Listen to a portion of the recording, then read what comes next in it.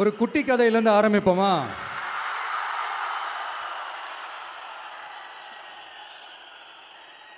ஒரு பெரிய ஊர், ஒரு 4 ரோடு ஜாயிண்ட் ஆகிற மாதிரி ஒரு ஜங்ஷன்,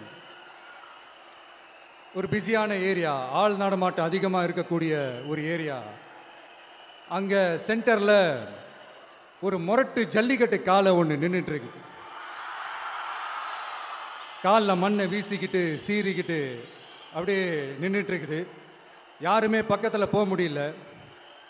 அந்த இடம் ஒரு கேஷுவலாக மாறணும் அப்படின்னா அந்த காளையை அடக்கி அமைதி ஆக்கினா தான் மறுபடியும் ஒரு பேக் டு நார்மல் சுச்சுவேஷனுக்கு அந்த இடம் மாறும். அந்த ஊரில் இருக்கிற ஒரு சில பேருக்கு மட்டும்தான் அந்த காளை அடங்கும். அவங்க யாருமே அங்கே இல்லை. ஆனால் அந்த க்ரௌடில் இருந்த ஒரு சில பேர், ஆல்ரெடி அந்த காளையை அடக்கணங்களோடு இருந்த ஒரு சில பேர், எங்களுக்கு இல்லாத அனுபவமா? நாங்க பார்க்காத காளையா? நாங்க பார்க்காத மாடா? நாங்க போய் அடக்குறோம்னு சொல்லிட்டு உள்ள போறாங்க. ஒருத்தராலையும் அந்த காளையை தொடக்கூட முடியல. எல்லாரையும் அடிச்சு வீசி தூக்கி போட்டுருச்சு. இப்ப என்னடா பண்றது அப்படின்னு பார்க்கும்போது அந்த கூட்டத்தை விலக்கிட்டு ஒரு சின்ன பையன் ஒரு என்ட்ரி ஒன்று கொடுக்குறான். உங்களுக்கு தான் தெரியும்ல, டேய் எங்களாலேயே முடியல, நீ எல்லாம் என்னத்தை போய் கிழிக்க போற? எங்களுக்கு அவ்வளோ அனுபவம் இருக்குது, நாங்களே அடிபட்டு ஓரமா படுத்து கிடக்கிறோம். இவன் விளையாட்டுத்தனமா ஏதோ பண்ணிட்டு கிடக்கிறான், பாவம் அந்த காலை கிட்ட போய் அடிபட்டு சாவ போறான். பச்சா பையன், அந்த பையன், இந்த பையன், அண்டர் எஸ்டிமேட் பண்றது, ஏளனமா பேசுறது, இப்படி ஒரு பக்கம்.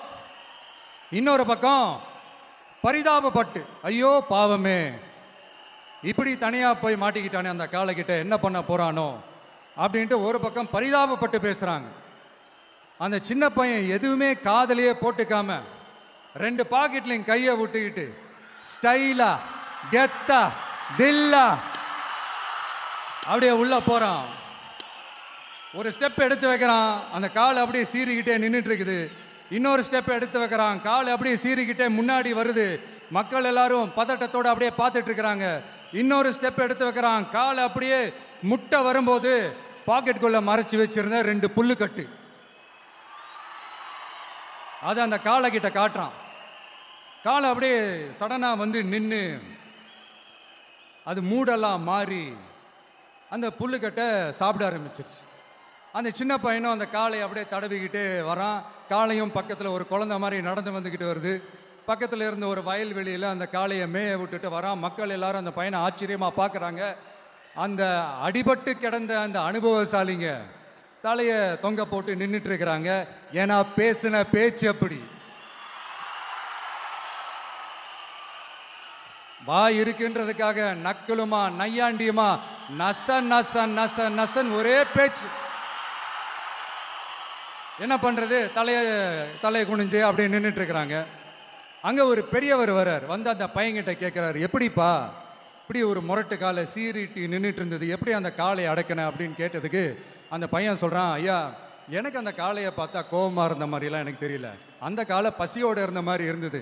அதனால தான் அந்த புல்லுக்கட்டை காமிச்சவொடனே ஓகே நமக்கு தேவையானது கிடச்சிருச்சு அப்படின்னோடனே அந்த புல்லுக்கட்டை சாப்பிட்டுட்டு நம்மளோட அப்படியே ஜாலியாக வாக்கிங் வந்துருச்சு அப்படின்னு சொன்னான். இதை கேட்ட அந்த பெரியவர் சொன்னாரா, இந்த சின்னவங்க பெரியவங்க, அனுபவம் இருக்கிறவங்க அனுபவம் இல்லாதவங்க இதெல்லாம் விஷயமே கிடையாது.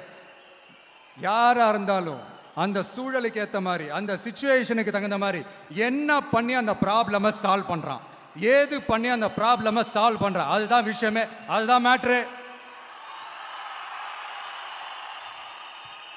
ஸோ நீ சூப்பர்ப்பா, என்ன ப்ராப்ளம் வந்தாலும் நீ சால்வ் பண்ணிடுவ அப்படின்னு முதுகில் தட்டி கொடுத்துட்டு அந்த பெரியவர் போறார்.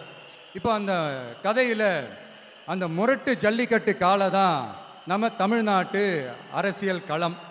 அந்த பெரியவர் தான் நம்ம தமிழக மக்கள்.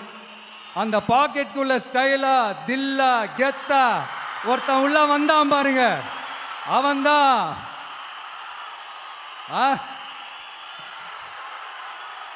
நான் இல்லைங்க, நான் இல்ல, நானு நீங்க நாம எல்லாருமா சேர்ந்து மாபெரும் மக்கள் சக்தியா இருக்கக்கூடிய நம்ம டிவிகே,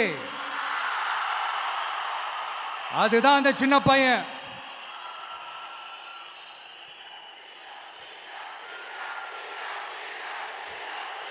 தேங்க்யூ தேங்க்யூ தேங்க்யூ.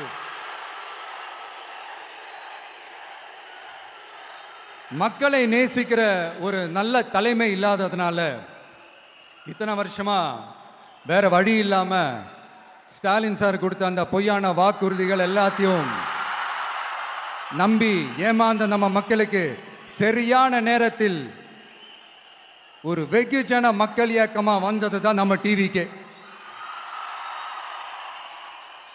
அந்த முரட்டு ஜல்லிக்கட்டு கால கதை ஏன் சொன்னோம், எதுக்கு சொன்னோம், யார் யாருக்கெல்லாம் சொன்னோங்கிறது புரிய வேண்டியவங்களுக்கு புரியும்னு நினைக்கிறேன்.